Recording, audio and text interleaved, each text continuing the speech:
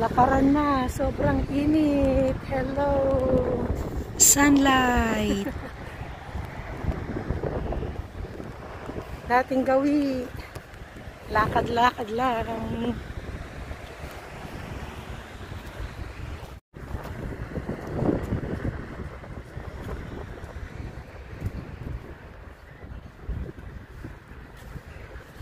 Para akong hold-upper, ano, mainit. Mainit. Ayaw ko na makadagdagang ultraviolet rays sa mukha ko. Pampa-beauty! Iba yung bike lane.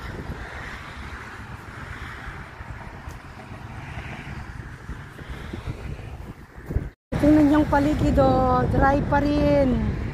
Tingnan mo, parang patay yung mga halaman, pero yung mga puno hindi pa dala ng ng katatapos na winter. Pero makikita mong dry yan, hindi dulot ng El Nido, kundi sa El Nino, previous winter season. So maya-maya niyan, as of now, April 6, ganyan pa rin ang itsura ng mga puno. So later on, parang magic, magkakaroon na yan ng green leaves. Yun. Spring na, pero ganito pa rin na. So, this moment, April 6, ang aming mga puno dito. Okay. So, ito, meron ng sumisipot. Yan, sprouting. Mga bulaklak. Hanggang ito ay mag-turn into leaves. Diba? Ito na po ang ating small bridge. Talagang parang nadaanan ng heavy storm ang place, ano? Samantalang snowstorm, heavy wind. Yan, ang mga dumadapo dito. Nakamasa ko, sinabihan pa ako ng isang mama. Ayun, medyo nilinis-linis naman pala ito. Itong ating creek. Ayan siya. Okidoki. Do you think it's fun in here? Masyadong mainit ang weather ngayon. Kaya ako'y nabalot sa mukha. Marami na akong nakokolekta ring melasma o pekas-pekas dito sa aking pagmumukha. O yan o.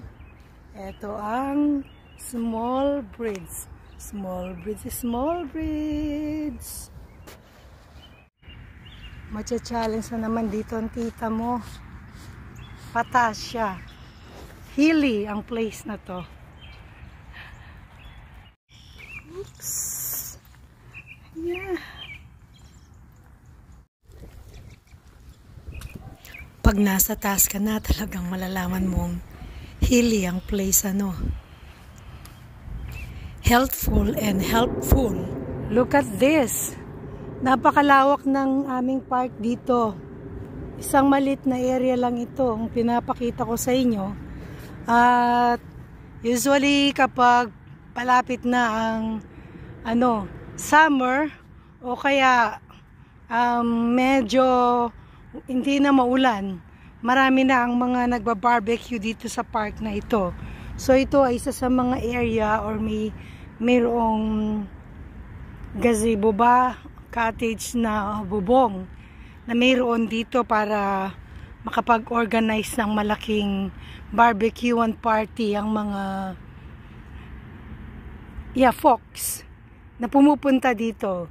So ito ay isa lamang sa mga napakalaking park dito sa North York.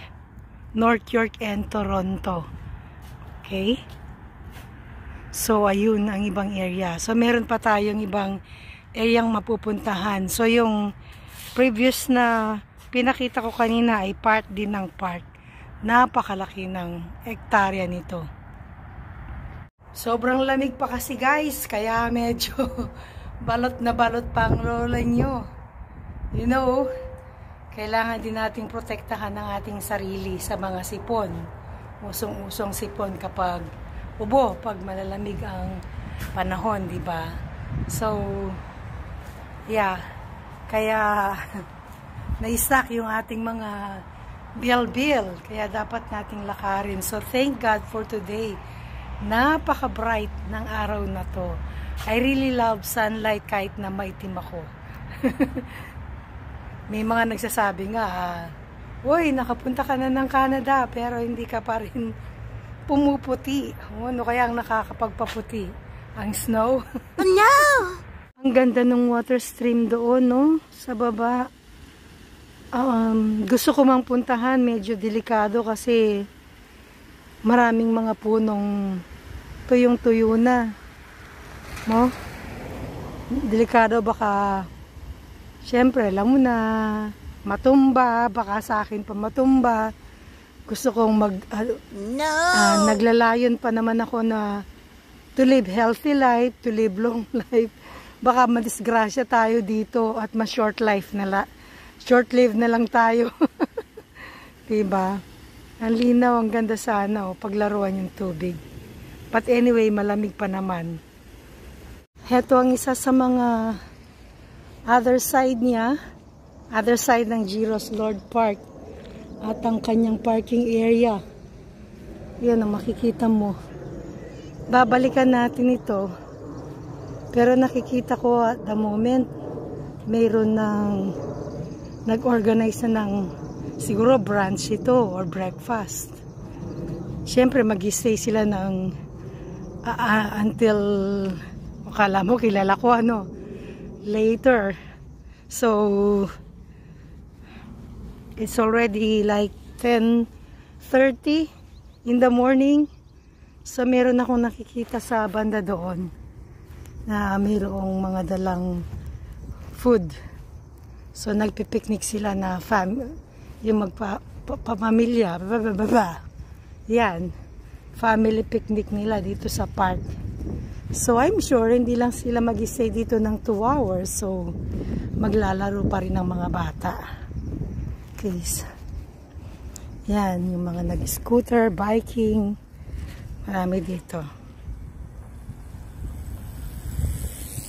Siyempre, long time ago may mga ilan sa puno dito ay aking inakyatan para lang makapag-vlog. Ayan, dami kasing puno, tsaka yun, nakalakihan ko rin na yung nagka-climb ng mga trees. Nung bata ako, sanay na sanay ako, kaya climb ako ng climb sa mga puno dyan. Ang ganda kasi, form of exercise. Hindi naman kasi kataasan yung mga puno, di ba? Kayo, gusto ba ninyong makiat dito? Yan, parang naglalaro kasi mostly. Ikaw lang naman ang nakakakita sa iyong sarili. May kanya-kanyang gimmick ang mga tao dito. Yan. Just looking on the other side of the park, talagang kung gusto lang pagkakitaan ito, no? Like mga commercial building, commercial place. Yan. Pwedeng-pwede, pero dito ay talagang park lang. Speaking of park, Basa Park sa Canada, malalawak, magaganda, presko. This time naman ay nandito tayo sa may football field. Ayan, napakataas ng sinag ng araw. Okay, napakalawak din ng football field dito. So anyone can play without paying.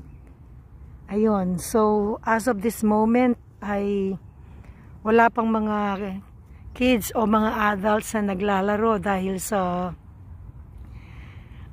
malambot pa ang ground. Recently lang ay nagkaroon kami ng wet snow at kahapon, one day ago, maambon. So ayaw pa nating isok yung ating feet on the ground, malambot pa. But you know, nami-maintain nila yung lawn. Continuous pa rin yung paglilinis. Yung paglilinis nila. Tapos, yan, tuloy-tuloy lang sila sa pag-maintain ng cleanliness ng park. At banda dito naman ay mayroon silang pavilion. Only registered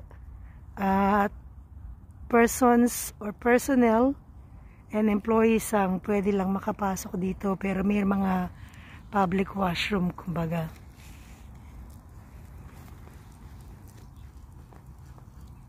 Oops, someone is coming. Ang cute-cute naman ng doggy. Mamamasyal sila, enjoy. See you in the park. Maraming namamasyal dito. Sa Luneta, naglalakad. Thanks God for this beautiful day. Napakainit ng araw ngayon. Kailan lang na umulan ng maraming snow, although it's wet. Tsaka malamig pa rin ang panahon, but thanks God. Balance ang weather today. Tingnan mo naman ang area banda dito. Kuminsan nagkakaroon ng tornado dito. Yan, swamp na yung tubig. Well, to be honest, ang area naman dito ay para siyang abandoned place. Kasi para may dumaan na tornado na basang-basa, maraming burak, punong-puno ng burak yung aking mga sapatos. Pero ang tao ganun pa man ay dumadaan, nagpupunta pa rin dito para maglakad. Kasi ito lang din ang way para makakonect sa ibang part ng park. So, dati hindi ko nalalapitan ng area. Kailangan mong mapagdaanan ng ganitong klase ng area, whether we like it or not. Let's look on the other angle. Naghahanap ako ng pwede kong mapuntahan, pwede kong babaan para magtampisaw sa tubig. Ma-check kung gaano ito ka-fresh at kalinis. Pero wala akong makita. Hindi ko maugasan dito yung mga sapatos ko. Tingnan mo. Wala akong mapagdadaanan. Cute braids. Whenever I see this kind of braids, I remember of a bride and a groom. At syempre, dahil park ito, maraming mga naglalakad together with their dogs or animals. Meron tayong dog grounds dito. See. Welcome to the Max. Hi Max. Yeah. How are you? How? So dito yung mga barking aw area. Parang Walmart ang park dito, ano? Meaning, maraming variety. Ayan, muli nating balikan ang braids. Ang liwanag pa ng panahon, ano? Uy, masarap mayroong kahawak na kamay sa mga friends. Yung bang group, group walking. Back to my place. Back to my place. Hulaan ninyo kung saan building ako nakatira. Tapos nang maglakad. Napagod ba o nag-enjoy? Uwi na!